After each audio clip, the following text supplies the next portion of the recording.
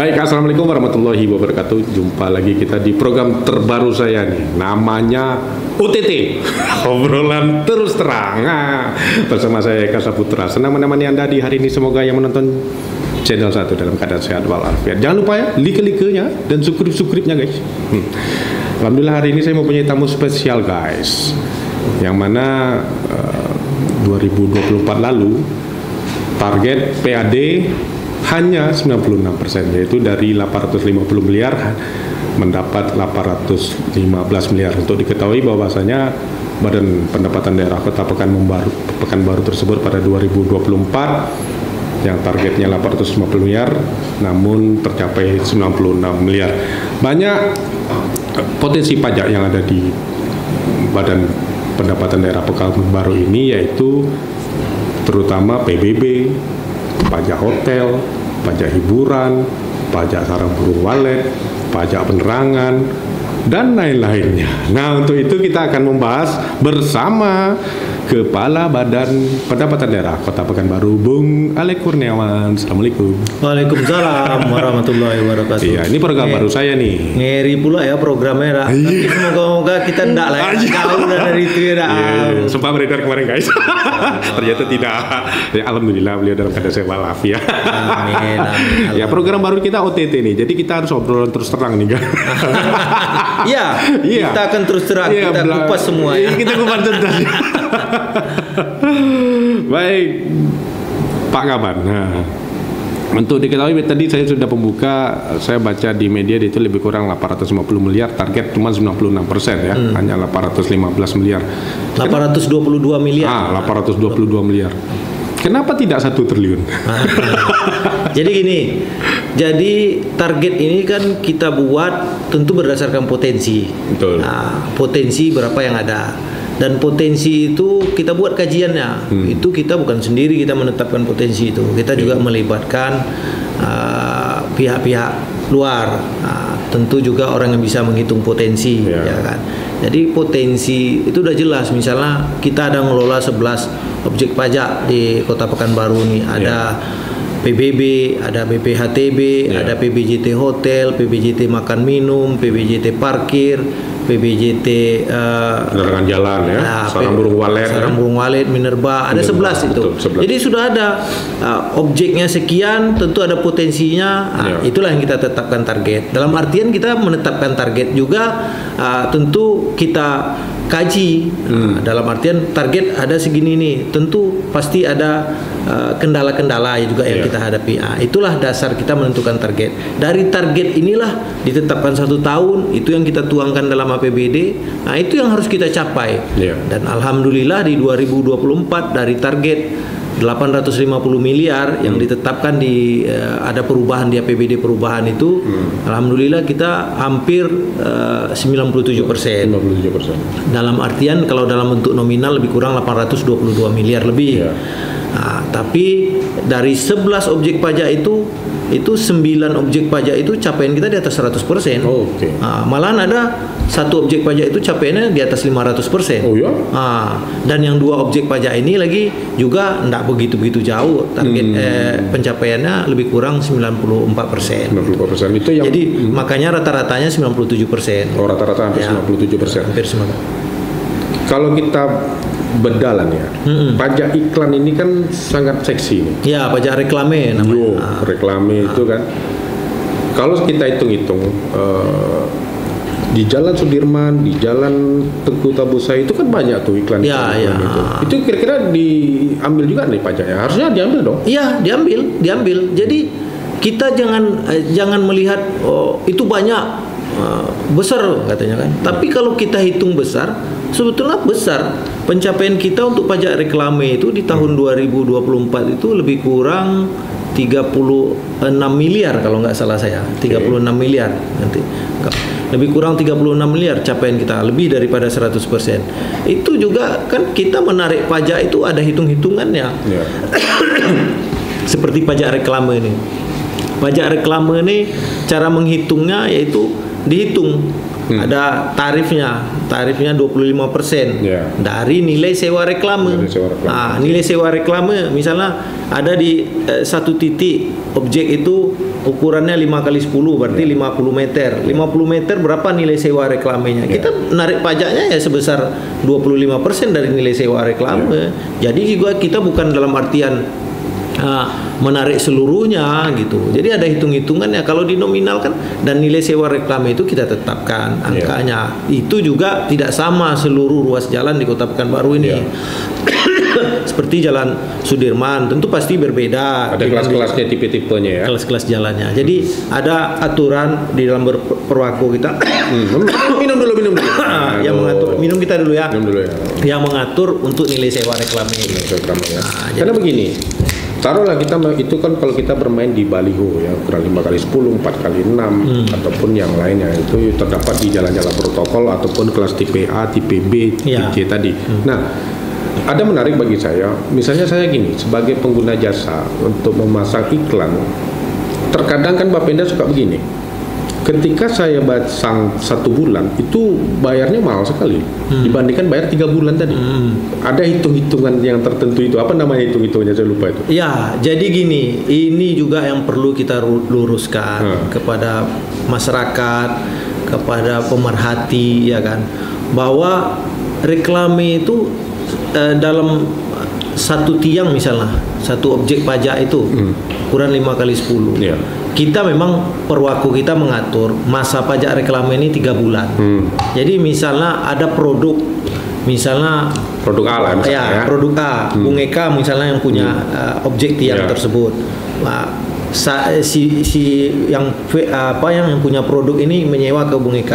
Cuman dia mau pakai 1 bulan. 1 bulan Nah, memang 1 bulan. Cuman kita di dalam masa pajak kita memang untuk 3 bulan.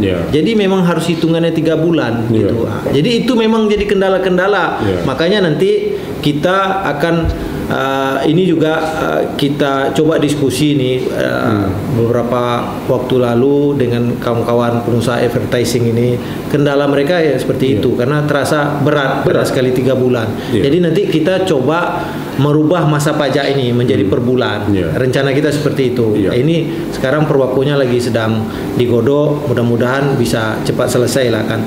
Dan juga gini, makanya saya bilang tadi, jangan melihat seluruhnya itu bisa menjadi pemasukan pajak. Di tiang-tiang itu juga ada yang sifatnya untuk kegiatan-kegiatan sosial, kegiatan-kegiatan politik, itu nggak dibayar pajaknya. Makanya kalau itu saya paham itu. Makanya di tahun 2024 ini kita lihatlah di Kota Pekanbaru ini kan, tiang-tiang tuh isinya iklan-iklan politik aja semuanya kan. Kalau itu memang tidak bayar. Sebetulnya di situ banyak juga sebetulnya terjadi penurunan terhadap target pajak. Itu yang saya sampaikan tadi, kendala-kendala, hambatan-hambatan kita menetapkan target tentu juga tidak sesuai dengan potensinya. Memang ada beberapa kategori guys. Jadi ada yang untuk baliho itu yang tidak dikenakan pajak adalah misalnya sosialisasi dari pemerintah sendiri. Kegiatan pemerintah, kegiatan sosial dan kegiatan politik. Itu memang tidak masuk dalam kategori pajak reklame gitu. Jadi kalau sempat 1 tiang itu pasang dia 6 bulan di situ kan berarti 6 bulan kita nggak nerima pajak. Biasanya pihak pengusaha juga nggak mau. paling lama itu 2 minggu. Karena rugi. Kalau iklan politik. Karena rugi. Betul. Tapi juga iklan-iklan seperti itu kan juga dia sifatnya kan insidental. Keperluan dia paling banyak kan, misalnya dia eventnya 3 hari ini. Paling seminggu sebelumnya, seminggu sesudahnya udah tuh selesai, turun lagi ya kan. Nah, tentang masalah reklam ini kita korek-korek terus guys. Sekarang ranahnya nih namanya baliho tadi itu, pasti kan ada titik-titiknya nih. Ya kan? Mana titik yang legal dan mana titik yang tidak ilegal tadi. Ya kan? Karena penanaman modal 1 pintu itu kan sudah menetapkan misalnya ini ada koordinat sekian koordinat sekian untuk jika kalau misalnya ada pengusaha atau pengusaha reklame ini untuk membangun titik-titik tadi. Nah, kenapa kok bisa Bapenda yang turun tangan nih masalah ini? Jadi gini, ini dulu kita punya perwako nomor 24 kalau tidak salah saya tahun 2016 berapa ya, saya lupa tuh. Jadi kita punya perwako tentang penyelenggaraan reklame, termasuk dulu di situ juga ditentukan titik-titik koordinat yang mana boleh dibangun apanya. Tapi kan sekarang perwako itu sih masih berlaku. Cuman kan kita pedoman perwako itu tuh dulu kan Undang-Undang 28 tahun 2009 tentang pajak dan retribusi daerah. Sekarang undang-undang itu sudah dicabut dan sudah berganti dengan Undang-Undang 1 tahun 2022. Jadi pemerintah daerah udah turun PP Peraturan Pemerintah nomor 35 turunannya. Kita juga sudah punya Perda nomor 1 tahun 2022. Cuman kita masih berlakukan itu, dan pemerintah daerah di seluruh Indonesia diberi waktu 2 tahun setelah berlakunya Perda tersebut untuk segera merubah perwako. Makanya itu yang saya sampaikan tadi, kita sekarang lagi sedang menggodok, menyiapkan untuk perwako bagaimana seluruh objek pajak ini bisa jalan dengan kondisi kekinian dan tentunya dengan regulasi yang di atasnya yang berlaku tentunya, Undang-Undang 1 2022 dan PP 35 tahun 2023. Jadi memang diatur. Dan di dalam perwako itu memang disebutkan bahwasanya ada dibentuk namanya tim penyelenggaraan reklame, dan secara ex officio ketuanya memang kepala Bapenda. Jadi gitu. Jadi tim itu terpadu.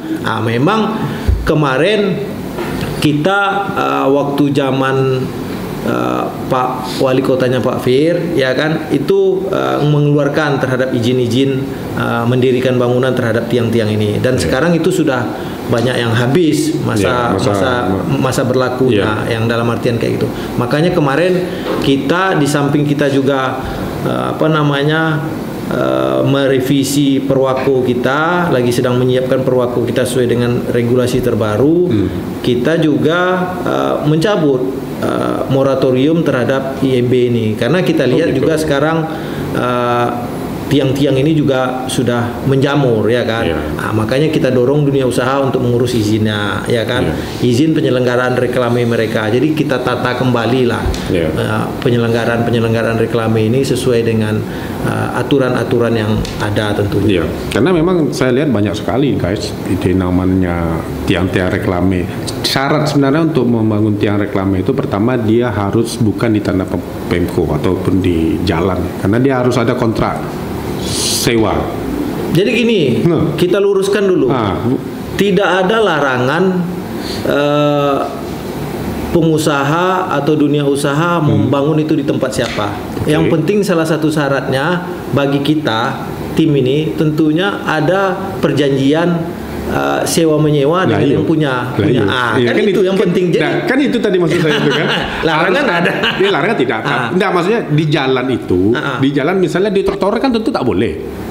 Iya, sekarang gini, bukan masalah tidak boleh, tapi kan itu ada rekomendasi nanti, ada kelayakan. Makanya kita melibatkan nanti ada tim terpadu di situ, ada Dinas Perhubungan yang menyatakan itu tuh mungkin ini tidak boleh, tapi ini boleh, syaratnya seperti ini. Itu kan ada rekomendasi gitu. Sekarang dekat Jalan Kartini itu mau masuk dekat Kemenak tuh. Itu kan ada tiang tuh. Boleh itu tidak? Iya, bukti. Sekarang gini, itu izin lama dan itu berizin. Iya kan? Saya tahu itu siapa yang bukan. Kita tidak sampai sekarang. Yang penting ada izin, ya kan? Berarti kan ada kajian-kajiannya, ya kan, oleh tim pada waktu itu. Walaupun ada juga yang dibangun di tempat misalnya tempat aman gitu kan juga tidak boleh kan? Boleh di tempat publik gitu, misalnya boleh. Di taman gitu. Makanya ada kajian nanti oleh orang yang mengatur itu. Kalau misalnya RTH itu milik siapa? Milik pemerintah kota. Kita rekomendasi ke Dinas Lingkungan Hidup Kebersihan. Boleh enggak mereka dengan BPKAD, ya kan? Boleh enggak kajiannya? Itu juga mereka bayar sewa. Kalau enggak salah, kalau saya pernah baca itu di buku itu bahwasanya yang tidak boleh di pertama itu, ya ini seingat saya pertama itu di trotoar tidak boleh, kemudian di taman, itu tidak boleh, kemudian di tempat instansi pemerintah. Jadi bukan tidak boleh, tapi ada syarat, syarat dan ketentuan. S dan K berlaku. Tapi ini serius, memang betul. Jadi syarat ketentuannya berlaku, ya kan, tentu kan. Ya. Seperti sekarang yang lagi saya diviral-viralkan nih, ya kan, tiang yang berada di kantor Camat Sukajadi, katanya kan. Saya tahu siapa yang punya. Tiang swasta. Saya bilang orang itu punya izin kok, punya sewa menyewa dengan pemerintah kota. Mereka bayar retribusi ke pemerintah, ada appraisalnya. Nah, tapi kan tuduhan biasalah. Ya kalau kan? itu, tapi kita siap kok terima kritikan itu. Kalau itu memang saya tahu proses yang terjadi di Camat Sukajadi itu, kantor Camat Sukajadi itu, karena kebetulan itu punya teman kita juga, dan saya tahu prosesnya. Itu sah itu. Makanya kan tadi kan, makanya tadi kan enggak ada dilarang kan di kantor pemerintah kan? Kan ada kajian. Iya, itu yang saya bilang tadi. Dan kewajiban dibayarnya. Nah, kalau kecuali kewajiban itu masuk, gitu kan? Nah, itu kecuali mereka bangun di kantor pemerintah tidak ada izin dengan yang punya. Sekarang ginilah Bung Eka punya tanah nih, punya tanah. Ada orang membangun tiang di tanah Bung Eka itu tanpa izin Bung Eka. Marah enggak Bung Eka? Itu aja prinsipnya. Tapi kita pemerintah juga di samping itu kita lihat estetikanya. Itu kan kira-kira ini bagaimana, ya kan, gitu. Kayak di RTH kita kan ada juga tuh, ya kan. Tapi kan tidak diletak di tengah yang mengganggu ini, tapi kan di pinggir-pinggir gitu. Ya kita juga gini loh, pemerintah ini juga harus ada jiwa entrepreneurnya juga di situ. Itu yang pemimpin saya, kepala daerah terdahulu tuh menyampaikan. Karena kita membangun kota ini butuh dana. Dana itu ya salah satunya. Ini yang saya juga harus sampaikan. Bahwasanya APBD itu kan seluruhnya komponennya duit masuk, pendapatan. Pendapatan itu secara garis besar semuanya rata-rata dari pajak. Dari mana? Pendapatan itu ada dua nih. Ini kita agak bergeser nih dari cerita pajak nih. Jadi pendapatan di APBD itu dua macam. Ada pendapatan transfer dan ada pendapatan asli daerah. Pendapatan asli daerah tuh isinya pajak, retribusi, itu juga kan semuanya. Pendapatan transfer tuh dari pemerintah pusat dan dari pemerintah itu tuh afiliasinya ya dari pajak juga, dana bagi hasil, ya kan. Seperti pemerintah provinsi, mereka ngelola pajak kendaraan bermotor, pajak rokok, pajak air bawah tanah. Kan ada dana bagi hasil lah ke pemerintah kabupaten. Di pusat ada PPN, ada PPH dibagi hasil kita. Jadi intinya semuanya pajak, ya kan. Inilah untuk membangun ya. Jadi ini yang harus kita samakan persepsi semuanya lah, ya kan. Jadi seluruh potensi-potensi ini ya harus kita gali, gitu kan.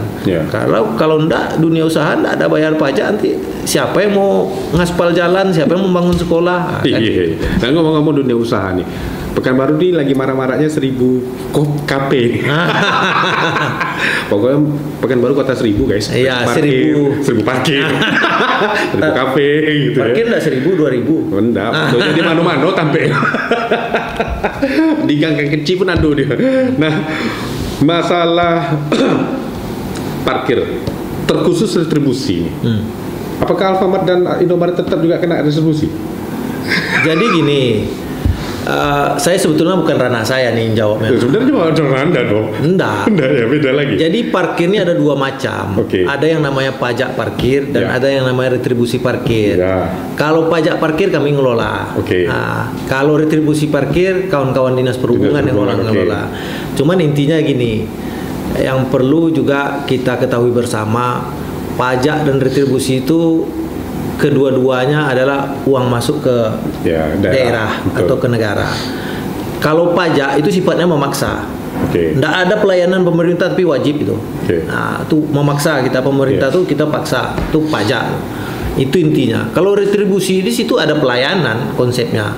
Ada pelayanan baru bisa kita tarik retribusinya. Itu aja intinya. Jadi kalau yang pajak parkir itu sudah ditentukan di mana dia, ya kan? Itu dia dunia usaha dia ngelola. Kalau dia ada pelayanan di situ ya retribusi dia sifatnya. Jadi kalau ditanya terhadap Indomaret, Alfamart itu retribusinya nanti bisa ditanya ke Kadis Perhubungan lah. Iya. Oh, Kadis Perhubungan ya? Iya. Bukannya dulu di Bapenda ya? Udah berbeda alih gitu? Enggak, memang udah ke situ ya? Iya, jadi itu ranah retribusi. Itu retribusi. Baru tahu saya, guys. Mereka jadi objeknya retribusi, bukan menjadi objek pajak. Gitu. Okay. Nah, sekarang masalah secure parking nih. Secure. Itu masuk dari mana? Ranah siapa? Iya, jadi secure itu adalah sebuah vendor pengelola parkir. Ya. Mereka sebuah perusahaan yang mengajukan untuk mengelola beberapa parkir yang ada di Kota Pekanbaru. Ya. Itu masuk kategori pajak. Makanya secure itu adalah sebuah perusahaan pengelola parkir. Jadi tetap pemasukannya larinya ke Bapenda atau lagi ke Dinas Perhubungan? Jadi gini, kalau masuk uang itu semuanya ke kas daerah. Kas daerah. Kalau pengelolanya masing-masing itu yang saya bilang tadi. Kalau pajak pengelolanya Bapenda. Tapi kalau retribusi itu pengelolanya ada OPD. Kita ada 17 retribusi di Kota Pekanbaru nih. Masing-masing ada retribusi parkir, ada retribusi persampahan, ada retribusi pasar. Itu OPD yang mengelolanya.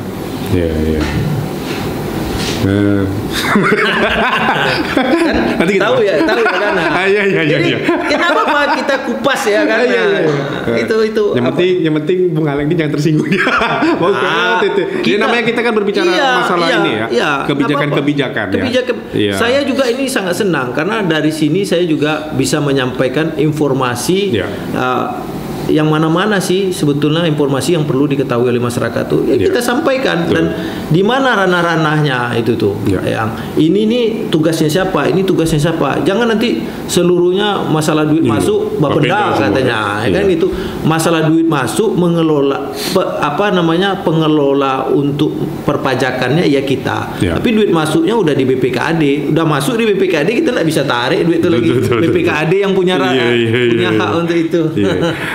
Masalah ngomong soal ranah nih guys, iklan rokok di Haraparaya itu kenapa enggak turun-turun juga? Iklan rokok yang mana? Itu di Haraparaya yang kemarin waktu itu pernah saya WA tuh. Tetap juga walaupun dia di Jalan Haraparaya tapi dia menghadap Sudirman. Sekarang udah turun enggak?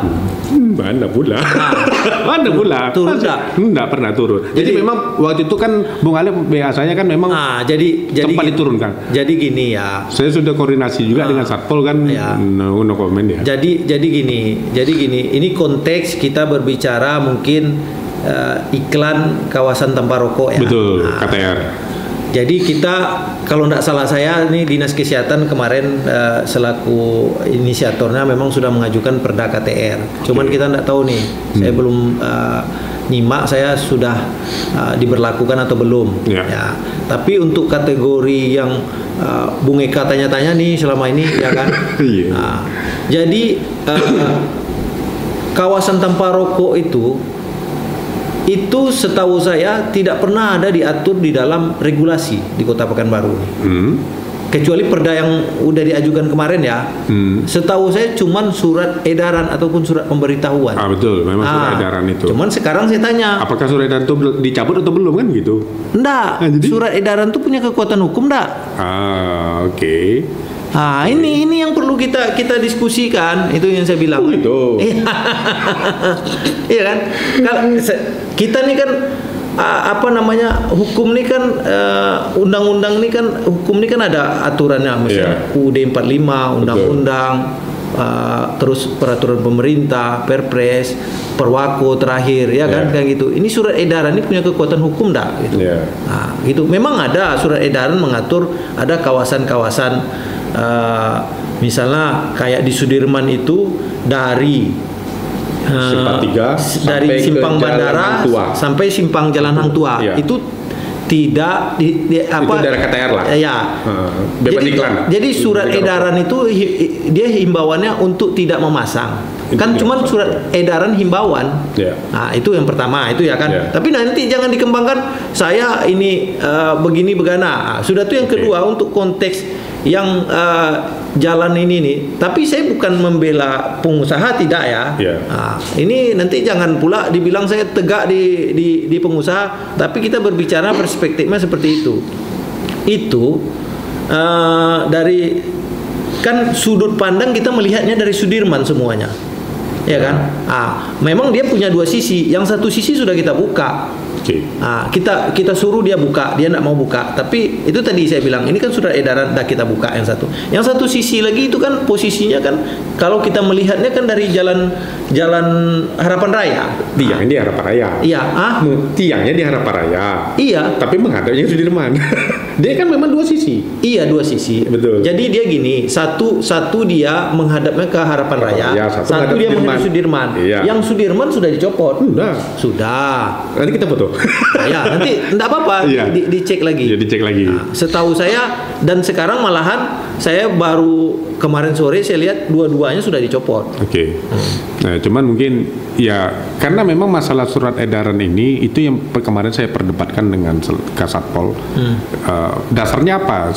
Berarti kalau misalnya surat edaran itu tidak diberlakukan lagi harusnya dicabut begitu. Karena kan ini kan waktu itu kan yang Pak Pir kan bahwasanya mengeluarkan surat edaran tadi itu yang dari Simpang 3 sampai Jalan Hang Tua Arifin itu dari depan sampai Jalan Paus kalau nggak salah itu. Sekarang gini loh. Surat edaran, kita berdebat administrasi ini, ya, tapi saya tidak apa-apa dikoreksi. Ya. Surat edaran tuh kan ditandatangani oleh wali kota Pak Firdaus. Ya, zaman itu. Apakah berlaku juga? Nah, itu dia. Itu yang saya bilang. Ya, kalau memang tidak berlaku, dicabut aja gitu loh. Kita. Apakah harus ada dicabut? Itu dia. Makanya kalau saya menerjemahkan administrasi itu, otomatis kalau yang namanya surat edaran itu, ya kan? Kalau sudah kadaluarsa sudah berganti apanya ya kalau menurut saya ya secara otomatis itu tidak berlaku kecuali regulasi. Regulasi iya harus ada pembatalannya. Itu pun juga seperti gini. Makanya tadi ini saya diskusi ini sama kawan-kawan ada dari Ray tadi ini sebelum ke sini kita di atas ada salah satu regulasi mengenai PBG. PBG.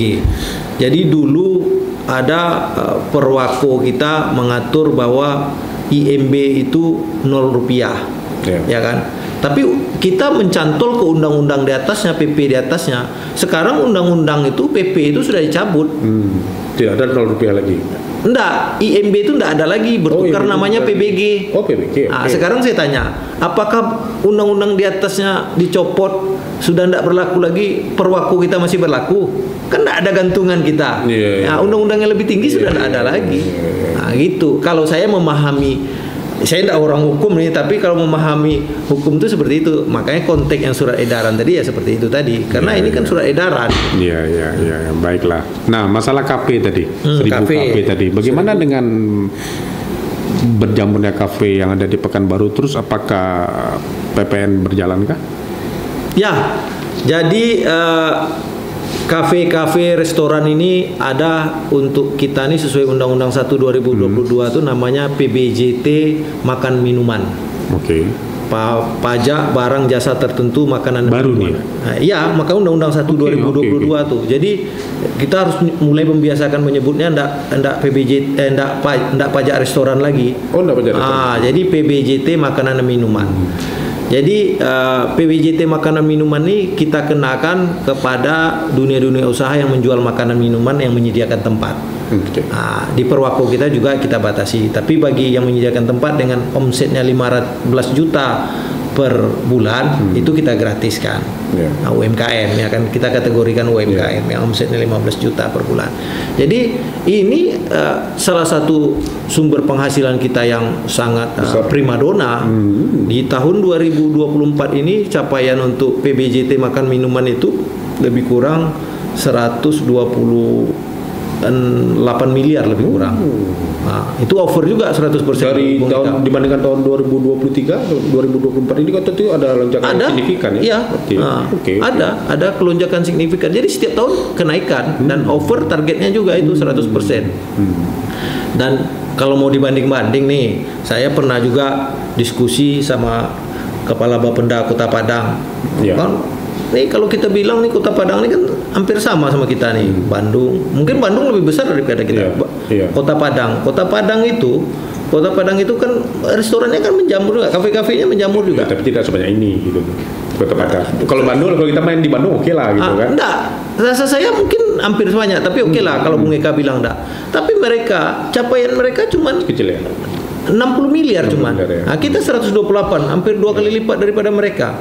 Nah, makanya saya bilang saya terima kasih sekali sama kawan-kawan pengusaha-pengusaha kafe, restoran ini kan, ya, tapi tetap mereka harus juga komit membayar pajak mereka tepat waktu dan meningkatkan ininya, ya kan, kayak itu kan. Itulah kita banding dengan Kota Bandung juga, kita jauh lebih tinggi kita. PAD makan minumnya, PBJT makan minumnya dari Kota Bandung, bayanglah, ya kan. Kalau di sisi ketaatan dunia usaha kafe kita, ya udah luar biasa sebetulnya tuh. Berarti memang dengan banyaknya kafe-kafe yang baru ini, berarti memang meningkatkan tadi itu apa namanya, pajak makanan dan minuman. Pajak makanan, PBJT makanan minuman. PBJT ya. PBJT itu pajak barang jasa tertentu. Pajak barang jasa tertentu. Makanan minuman. Jadi kami juga harus membiasakan menyebutkan itu sesuai dengan regulasi. Jadi nanti tidak salah lah, ya kan. Iya. Kemudian ya agak-agak terakhir nih guys. Untuk target 2025 ini apa yang akan dilakukan oleh Bapenda sendiri? Ya, kita di Bapenda ini makanya kita punya tagline kemudahan dan kemurahan. Ya. Kemudahan itu kita mempermudah masyarakat memberikan pelayanan. Banyak inovasi-inovasi kita, salah satunya yang hit dan hot, itu kita beri nama Lapak Darling. Lapak Darling ya. Layanan pajak daerah keliling. Oke. Jadi di samping mana masyarakat yang tidak sempat ke kantor, kita jemput bola. Kita buka posko-posko langsung ke perumahan-perumahan, ke masyarakat, buka posko, masyarakat bisa langsung bayar pajaknya di tempat itu, bisa langsung mendaftarnya di lokasi itu, dan itu secara berkala kita buat. Dan Lapak Darling juga setiap minggu kita buka di Real Car Free Day. Gitu. Itu salah satu inovasi kita di tagline kemudahan tadi. Di kemurahan, kemurahan juga kita punya banyak inovasi-inovasi. Salah satunya seperti diskon-diskon, penghapusan denda, banyak macam-macamnya. Jadi tetap kita berikan ini, dan ke depan juga kita terus akan menggali potensi-potensi pajak baru supaya dari PAD, dari sektor pajak ini terus berkembang. Dan satu hal lagi, mungkin kami punya target pertumbuhan pajak itu setiap tahun harus di atas pertumbuhan ekonomi Kota Pekanbaru. Dan itu sudah dibuktikan 2 tahun 3 tahun terakhir ini. Apakah 1 T? Insya Allah. Target kita di tahun 2025 ini 1.190-an miliar. 1 triliun ya. Hampir 1,2 triliun. Itu target ya. Target ya. Dari yang 2023, 2024 kan 822 miliar. 2023 berapa waktu itu? 784. Itu memang ada peningkatan. Ya, makanya pertumbuhannya di atas pertumbuhan ekonomi. Kita punya target seperti itu. Jadi pertumbuhan pendapatan pajak daerah itu harus di atas pertumbuhan ekonomi. Paling tidak sama. Baiklah, mungkin ini ada terakhir sekali ini untuk ini terakhir terus ini kan. Tapi asik ngomongnya dah. Terakhir nih, masalah viral kemarin tuh. Viral. Nah, sekarang ini saya bintang viral nih sekarang nih. Pokoknya di mana-mana Bung Alex viral terus. Viral. Jadi. Terakhir yang kasus honorer ini. Mungkin bisa dijawab. Jadi gini, jumlah pegawai di Bapenda Kota Pekanbaru ini 670 orang lebih. Itu PNS 100 lebih kurang 170-an orang. Dan THL lebih kurang hampir 500 orang. Jadi dengan jumlah pegawai yang sebegitu ini kan banyak macam-macam ini tingkah lakunya. Makanya juga kita memberikan aturan-aturan main di sini. Makanya saya masuk di sini 2 tahun yang lalu, saya masuk sini. Pokoknya setiap pagi apel di sini. Jadi kita kontrol, dan setelah apel kita berikan arahan tugas masing-masing apa semuanya. Ya namanya juga manusia ya kan. Kita tidak bisa juga bukan merangkul sih, membaca, dan karakternya masing-masing kan berbeda-beda. Terhadap yang ini ya saya dapat laporan terakhir ini kan oknum nih. Oknum THL lah ya kan, gitu kan. Oknum THL yang berani-berani menjual-jual, ada penerimaan THL lah katanya. Malahan sampai dia menyampaikan ada bisa penerimaan P3K. Padahal P3K ini sebetulnya rambu-rambunya dari pusat semua. Kita cuma menjalankan template-nya saja, ya kan. Nah, ini kan sudah luar biasa. Makanya kita minta kepada masyarakat berhati-hati dan jangan cepat percaya, ya kan, sama informasi-informasi disampaikan oleh oknum-oknum orang yang tidak bertanggung jawab. Bagus ditanyakan langsung kepada kantor, ya kan, mana yang ini. Dan terhadap oknum ini dia udah hampir sebulan lebih dia udah tidak masuk kantor dan karena sistem THL ini kontrak setahun dan sudah kita pastikan untuk tahun 2025 dia tidak ini datang lagi ya. Tidak kita perpanjang kontraknya lagi. Baiklah guys, itu tadi obrolan terus terang OTT saya. Kena OTT dia, kena OTT. Kena OTT. Ya, hari ini Kaban Bapenda kena OTT channel 1 nih guys. Baik, itu tadi bincang saya bersama Bung Alek Kurniawan. Beliau nih sahabat saya yang cukup lama waktu itu kita berkecimpung nih. Ya, kita akhiri dulu. Saya Kasaputra, mohon maaf jika ada kesalahan. Kita akan jumpa di program-program OTT berikutnya. Wassalamualaikum warahmatullahi wabarakatuh. Waalaikumsalam warahmatullahi wabarakatuh. Terima kasih Bung Eka. Sip. 2